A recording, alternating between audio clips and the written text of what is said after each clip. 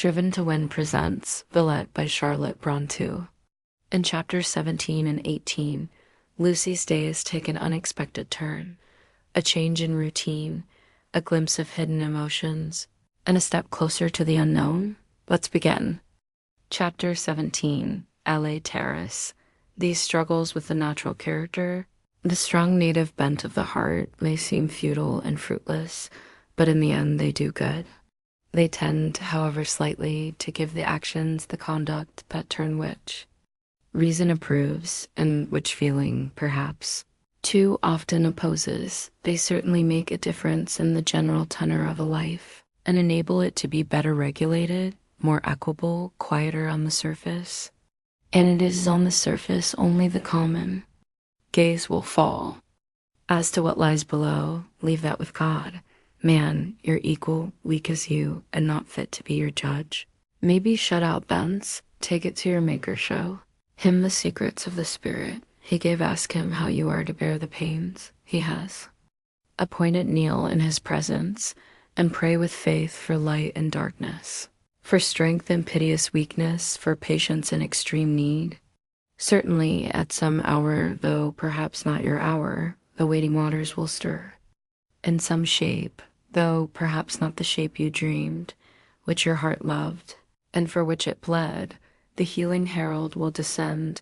The cripple and the blind and the dumb and the possessed will be led to bathe. Herald, come quickly. Thousands lie around the pool, weeping and despairing, to see it through slow years, stagnant. Long are the times of heaven. The orbits of angel messengers seem wide to mortal vision. They may enring ages. The cycle of one departure and return may clasp unnumbered generations. And dust, kindling to brief suffering life, and through pain, passing back to dust, may meanwhile perish out of memory again, and yet again. To how many maimed and mourning millions is the first and sole angel visitant, him Easterns call Azrael? I tried to get up next morning, but while I was dressing, and at intervals drinking cold water from the carafe on my washstand with design, to brace up that trembling weakness which made dressing so difficult, in came Mrs. Bretton. Here is an absurdity. Was her mourning a cost? Not so, she added, and dealing with me at once in her own brusque, energetic fashion, that fashion which I used formerly to enjoy seeing applied to her son, and by him vigorously resisted. In 2 minutes she consigned me captive to the French bed. There you lie till afternoon, said she. My boy left orders before he went out that such should be the case, and I can assure you my son is master and must be obeyed. Presently you shall have breakfast. Presently she brought that meal, brought it with her own active hands, not leaving me to servants. She seated herself on the bed while I ate. Now it is not everybody, even amongst our respected friends, an esteemed acquaintance whom we like to have near us, whom we like to watch us, to wait on us, to approach us with the proximity of a nurse to a patient. It is not every friend whose eye is a light in a sick room, whose presence is there a solace. But all this was Mrs. Bretton to me, all this she had ever been. Food or drink never pleased me so well as when it came through her hands. I do not remember the occasion when her entrance into a room had not made that room cheerier. Our nature's own predilections and antipathies alike strange. There are people from whom we secretly shrink, whom we would personally avoid, though reason confesses that they are good people. There are others with faults of temper and evident, enough beside whom we live content as if the air about them did us good. My godmother's lively black eye and clear brunette cheek, her warm, prompt hand, her self-reliant mood, her decided bearing, were all beneficial to me as the atmosphere of some salubrious climate. Her son used to call her the old lady. It filled me with pleasant wonder to note how the alacrity and power of 25 still breathed from her and around her. I would bring my work here, she said, as she took from me the emptied teacup and sit with you the whole day, if that overbearing John Graham had not put his veto upon such a proceeding. "Now, Mamma," he said when he went out, "take notice. You are not to knock up your goddaughter with gossip, and he particularly desired me to keep close to my own quarters and spare you my fine company. He says, Lucy, he thinks you have had a nervous fever, judging from your look. Is that so?"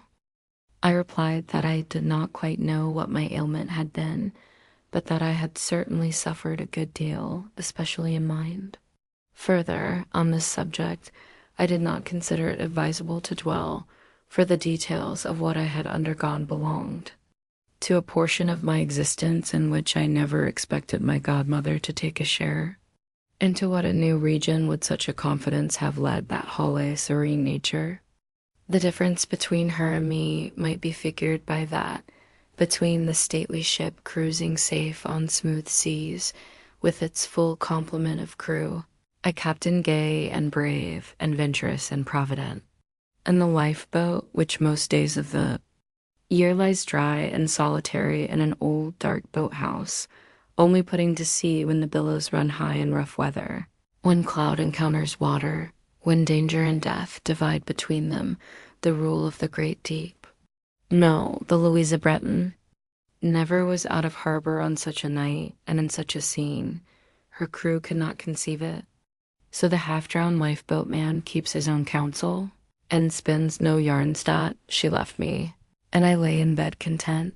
It was good of Graham to remember me before he went out. My day was lonely, but the prospect of coming evening abridged and cheered it. Then, too, I felt weak, and rest seemed welcome. And after the morning hours were gone by, those hours which always bring, even to the necessarily unoccupied, a sense of business to be done, of tasks waiting fulfillment, a vague impression of obligation to be employed when this stirring. Time was past, and the silent descent of afternoon hushed housemaid steps on the stairs and in the chambers. I then passed into a dreamy mood, not unpleasant that my calm little room seemed somehow like a cave in the sea. There was no color about it except that white and pale green, suggestive of foam and deep water. The blanched cornice was adorned with shell-shaped ornaments, and there were white moldings like dolphins in the ceiling angles. Even that one touch of color visible in the red satin pincushion bore affinity to coral. Even that dark shining glass might have mirrored a mermaid. When I closed my eyes, I heard a gale subsiding at last, bearing upon the house front like a settling swell upon a rock base. I heard it drawn and withdrawn far, far off, like a tide retiring from a shore of the upper world, a world so high above that the rush of its largest waves, the dash of its fiercest breakers, could sound down in this submarine home only like murmurs and a lullaby. Amidst these dreams came evening, and then Martha brought a light. With her aid, I was quickly dressed, and stronger now than in the morning. I made my way down to the Blue Saloon, unassisted. Dr. John, it appears, had concluded his round of professional calls earlier than usual. His form was the first object that met my eyes as I entered the parlor. He stood in that window recess opposite the door, reading the close type of a newspaper by such dull light as closing day yet gave. The fire shone clear, but the lamp stood on the table unlit, and tea was not yet brought up. As to Mrs. Breton, my active godmother, who I afterwards found had been out in the open air all day, lay half reclined in her deep cushioned chair, actually lost in a nap. Her son, seeing me, came forward. I noticed that he trod carefully, not to wake the sleeper. He also spoke low. His mellow voice never had any sharpness in it. Modulated as at present, it was calculated rather to soothe than startle slumber. "This is a quiet little chateau," he observed, after inviting me to sit near the casement. "I don't know whether you may have noticed it in your walks, though, indeed, from the Chelsea is not visible. Just a mile beyond the Porte de Crécy, you turn down a lane which soon becomes an avenue, and that leads you on through meadow and shade to the very door of this house. It is not a modern place, but built somewhat in the old style of the Bassville. It is rather a manoir than a chateau. They call it La Terrace because its front rises from a broad turfed walk, whence steps lead down a grassy slope to the avenue. See yonder. The moon rises. She looks well through the tree boles. Where, indeed, does the moon not look well? What is the scene, confined or expansive, which her orb does not hallow? Rosy or fiery, she mounted now above a not distant bank. Even while we watched her flushed ascent, she cleared to gold, and in very brief space floated up stainless into a now calm sky. Did moonlight soften or sadden Dr. Bretton? Did it touch him with romance? I think it did. Albeit of no sighing mood, he sighed in watching it, sighed to himself quietly. No need to ponder the cause or the course of that sigh. I knew it was wakened by beauty. I knew it pursued Ginevra. Knowing this, the idea pressed upon me that it was in some sort my duty to speak the name he meditated. Of course he was ready. For the subject, I saw in his countenance a teeming plenitude of comment, question, and interest. A pressure of language and sentiment only checked, I thought, by sense of embarrassment how to begin. To spare him this embarrassment was my best. Indeed, my sole use. I had but to utter the idol's name, and love's tender litany would flow out. I had just found the fitting phrase. You know that Miss Fanshawe is gone on a tour with the Chumleys, and was opening my lips to speak to it, when he scattered my plans by introducing another theme. The first thing this morning, said he, putting his sentiment in his pocket, turning from the moon and sitting down, I went to the Rue Fossette and told the cuisinière that you were safe and in good hands. Do you know that I actually found that she had not yet discovered your absence from the house? She thought you safe in the great dormitory, with what care you must have been waited on. Oh, all that is very conceivable, said I, gotten. Could do nothing for me but bring me a little tisane and a crust of bread. And I had rejected both so often during the past week that the good woman got tired of useless journeys from the dwelling-house kitchen to the school dormitory, and only came once a day at noon to make my bed. I believe, however, that she is a good-natured creature, and would have been delighted to cook me catelets de mouton if I could have eaten them. What did Madame Beck mean by leaving you alone? Madame Beck could not foresee that I should fall ill. You're nervous. System bore a good share of the suffering. I am not quite sure what my nervous system is, but I was dreadfully low-spirited, which disables me from helping you by pill or potion. Medicine can give nobody good spirits. My art halts at the threshold of hypochondria. She just looks in and sees a chamber of torture, but can neither say nor do much. Cheerful society would be of use. You should be as little alone as possible. You should take plenty of exercise. Acquiescence and a pause followed these remarks. They sounded all right, I thought, and bore the safe sanction of custom and the well-worn stamp of use. Miss Snowe, recommenced Dr. John my health, nervous system included, being now, somewhat to my relief, discussed and done with, is us. It permitted me to ask what your religion is. Are you a Catholic? I looked up in some surprise. A Catholic? No. Why suggest such an idea? The manner in which you were consigned to me last night made me doubt. I consigned to you? But indeed, I forget. It yet remains for me to learn how I fell into your hands. Why, under circumstances that puzzled me. I had been in attendance all day yesterday on a case of singularly interesting and critical character. The disease being rare and its treatment doubtful, I saw a similar and still finer case in a hospital in Paris, but that will not interest you. At last, a mitigation of the patient's most urgent symptoms, acute pain as one of its accompaniments, liberated me, and I set out homeward.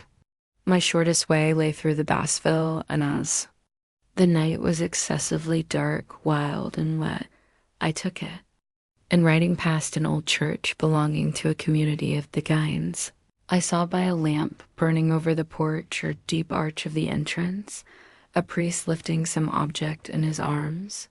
The lamp was bright enough to reveal the priest's features clearly, and I recognized him.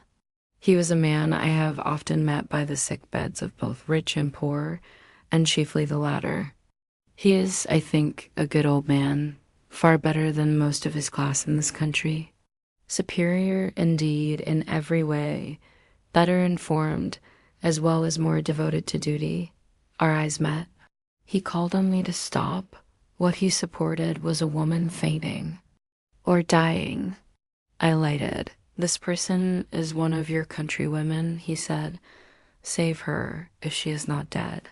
My countrywoman, on examination, turned out to be the English teacher at Madame Beck's pensionnat. She was perfectly unconscious, perfectly bloodless, and nearly cold. "What does it all mean?" was my inquiry. He communicated a curious account. That you had been to him that evening at confessional, that you're exhausted and suffering. Appearance, coupled with some things you had said. Things I had said? I wonder what things. Awful crimes, no doubt. But he did not tell me what. There, the seal of the confessional checked his garrulity and my curiosity. Your confidences, however, had not made an enemy of the good father. It seems he was so struck and felt so sorry that you should be out on such a night alone that he had esteemed it a Christian duty to watch you when you quitted the church, and so to manage as not to lose sight of you till you should have reached home. Perhaps the worthy man might, half unconsciously, have blent in this proceeding some little of the subtlety of his class. It might have been his resolve to learn the locality of your home. Did you impart that in your confession? I did not. On the contrary, I carefully avoided the shadow of any indication. And as to my confession, Dr. John, I suppose you will think me mad for taking such a step, but I could not help it. I suppose it was all the fault of what you call my nervous system. I cannot put the case into words. But my days and nights were grown intolerable. A cruel sense of desolation pained my mind, a feeling that would make its way, rush out, or kill me and this you will understand. Dr. John, the current which passes through the heart and which, if aneurysm or any other morbid cause obstructs its natural channels, seeks abnormal outlet. I wanted companionship, I wanted friendship, I wanted counsel. I could find none of these in closet or chamber, so I went and sought them in church. And confessional. As to what I said, it was no confidence, no narrative. I have done nothing wrong. My life has not been active enough for any dark deed, either of romance or reality. All I'd poured out was a dreary, desperate complaint. "Lucy, you ought to travel for about 6 months. Why, your calm nature is growing quite excitable. Confound Madame Beck.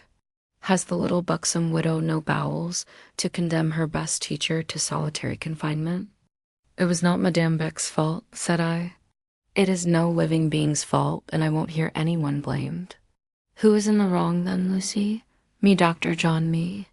And a great abstraction on whose wide shoulders I liked to lay the mountains of blame they were sculptured to bear. Me and fate. "Me must take better care in future," said Dr. John, smiling, I suppose, at my bad grammar. "Change of air, change of scene."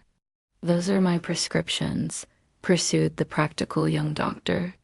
"But to return to our muttons, Lucy.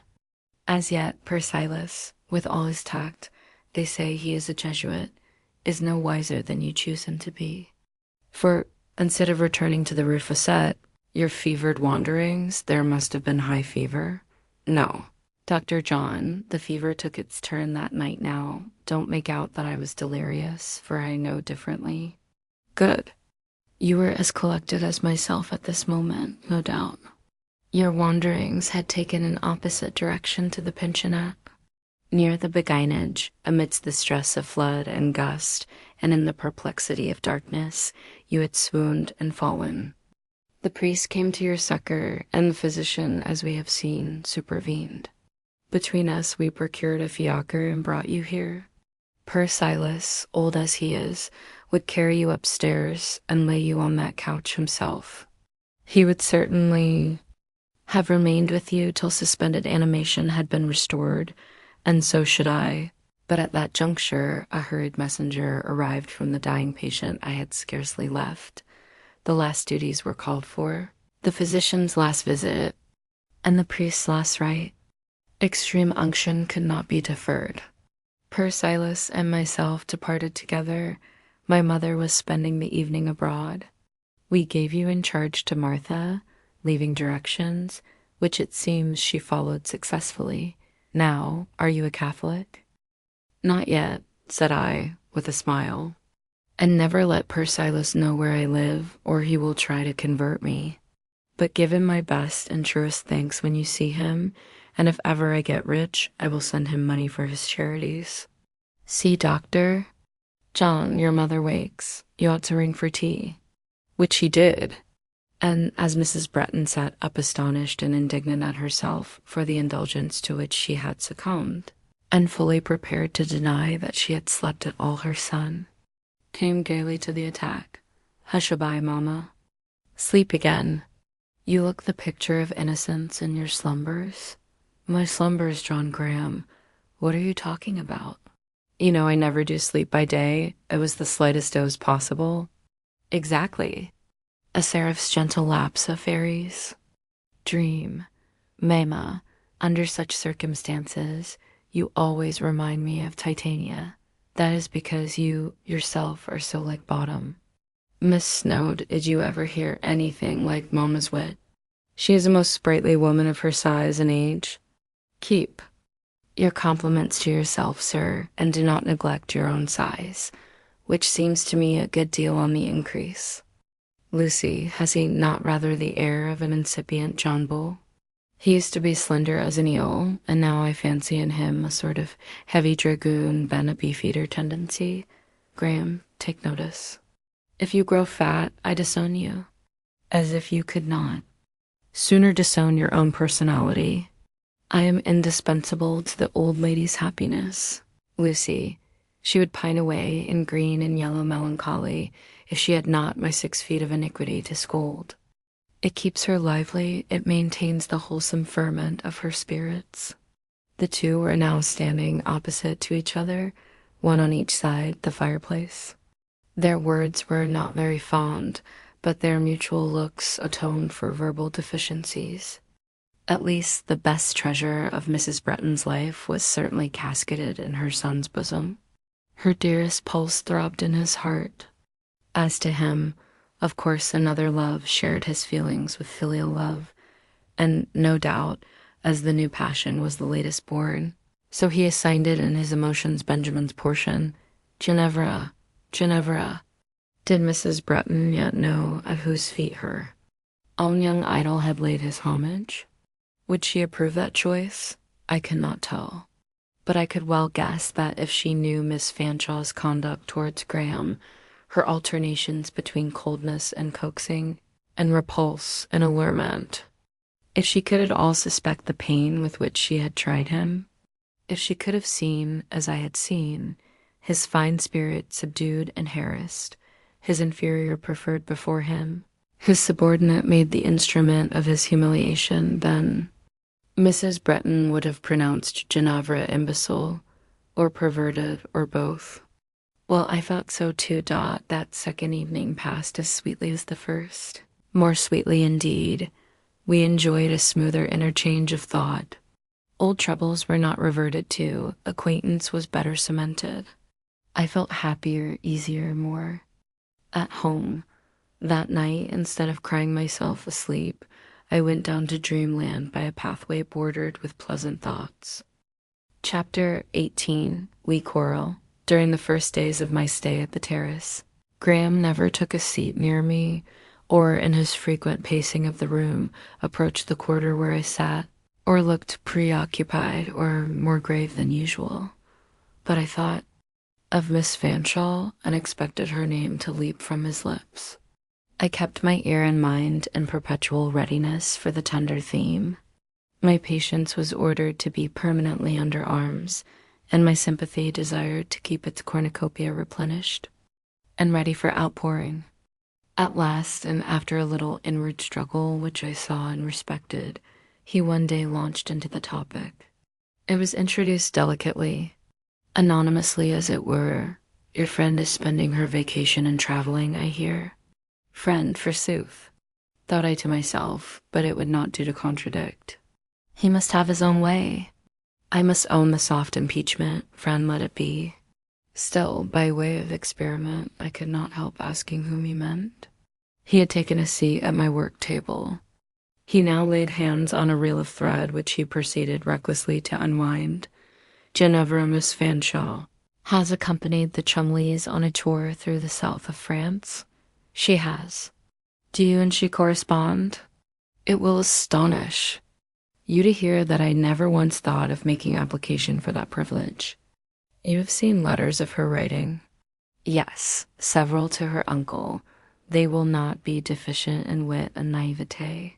There is so much sparkle and so little art in her soul. She writes comprehensively enough when she writes to M. de Bassompierre. He who runs may read. In fact, Ginevra's epistles to her wealthy kinsman were commonly business documents, unequivocal applications for cash. And her handwriting? It must be pretty light, ladylike, I should think. It was, and I said so. I verily believe that all she does is well done, said Dr. John. And as I seemed in no hurry to chime in with this remark, he added, You, who know her, could you name a point in which she is deficient? She does several things very well. Flirtation amongst the rest, subjoined I in thought. When do you suppose she will return to town? He soon inquired. Pardon me, Dr. John, I must explain. You honor me too much in ascribing to me a degree of intimacy with Miss Fanshawe I have not the felicity to enjoy. I have never been the depositary of her plans and secrets. You will find her particular friends in another sphere than mine, amongst the Cholmleys, for instance. He actually thought I was stung with a kind of jealous pain similar to his own. Excuse her, he said. Judge her indulgently. The glitter of fashion misleads her, but she will soon find out that these people are hollow, and will return to you with augmented attachment and confirmed trust. I know something of the Chumleys, superficial, showy, selfish people. Depend on it, at heart Ginevra values you beyond a score of such. You're very kind, I said briefly. A disclaimer of the sentiments attributed to me burned on my lips, but I extinguished the flame. I submitted to be looked upon as the humiliated cast-off, and now pining confidant of the distinguished Miss Fanshawe. But, reader, it was a hard submission. Yet, you see, continued Graham, while I comfort you, I cannot take the same. Consolation to myself, I cannot hope she will do me justice. De Hameau is most worthless, yet I fear he pleases her. Wretched delusion. My patience really gave way, and without notice, all at once. I suppose illness and weakness had worn it, and made it brittle. Dr. Bretton, I broke out, there is no delusion like your own. On all points, but one, you are a man, frank, healthful, right-thinking, clear-sighted. On this exceptional point, you are but a slave. I declare, where Miss Fanshawe is concerned, you merit no respect, nor have you mine. I got up and left the room very much excited. This little scene took place in the morning. I had to meet him again in the evening, and then I saw I had done mischief. He was not made of common clay, not put together out of vulgar materials. While the outlines of his nature had been shaped with breadth and vigor, the details embraced workmanship of almost feminine delicacy, finer, much finer than you could be prepared to meet with, than you could believe inherent in him, even after years of acquaintance. Indeed, till some oversharp contact with his nerves had betrayed, by its effects, their acute sensibility, this elaborate construction must be ignored, and the more especially, because the sympathetic faculty was not prominent in him, to feel and to seize quickly another's feelings are separate properties. A few constructions possess both, some neither. Dr. John had the one in exquisite perfection. And because I have admitted that he was not endowed with the other in equal degree, the reader will considerately refrain from passing to an extreme and pronouncing him sympathizing, unfeeling. On the contrary, he was a kind, generous man. Make your need known, his hand was open. Put your grief into words, he turned no deaf ear.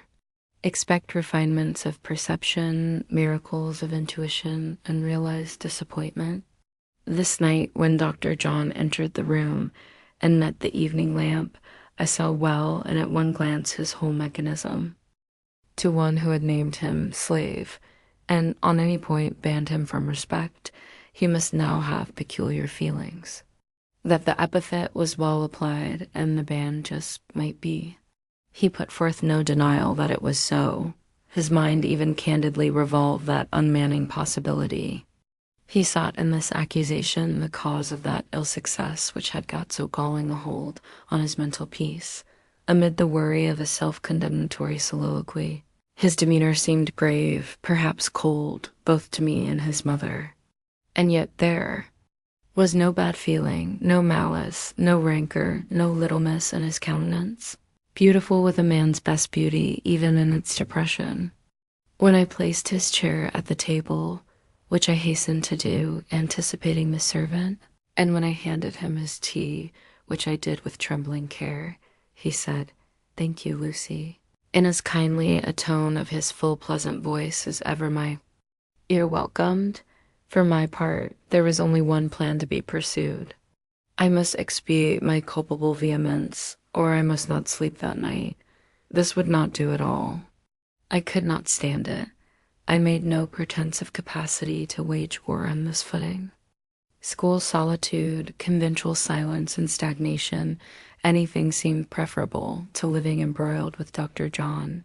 As to Ginevra, she might take the silver wings of a dove or any other fowl that flies and mount straight up to the highest place, among the highest stars, where her lover's highest flight of fancy chose to fix the constellation of her charms.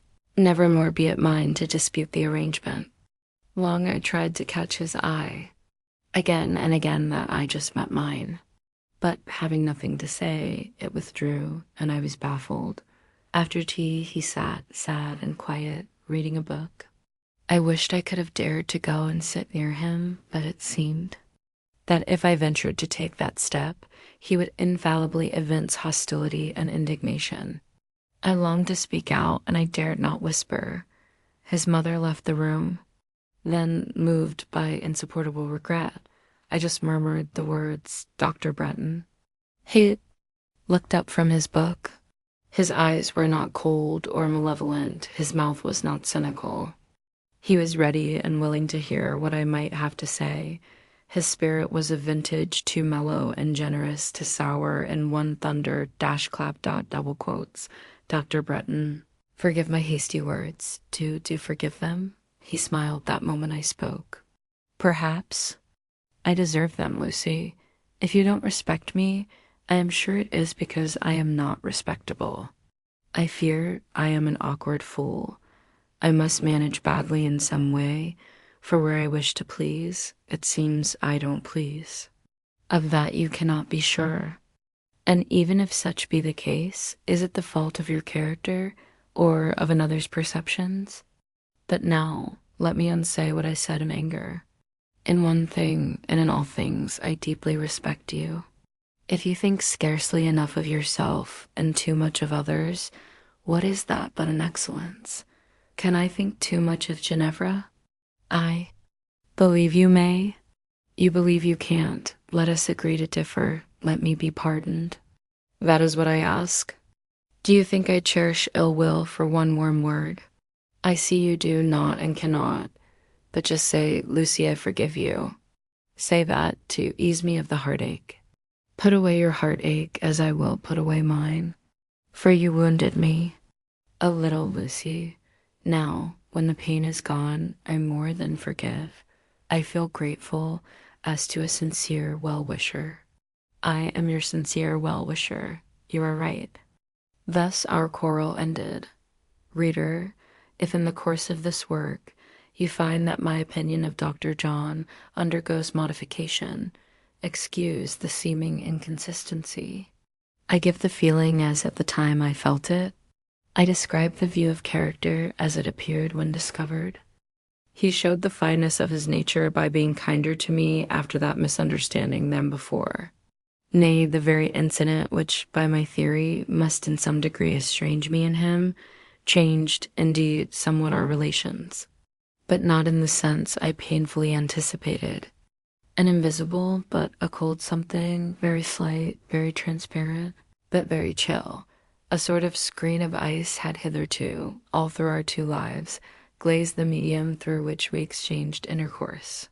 Those few warm words, though only warm, with anger, breathed on that frail frostwork of reserve. About this time it gave note of dissolution. I think from that day, so long as we continued friends, he never in discourse stood on topics of ceremony with me. He seemed to know that if he would but talk about himself and about that in which he was most interested, my expectation would always be answered, my wish always satisfied.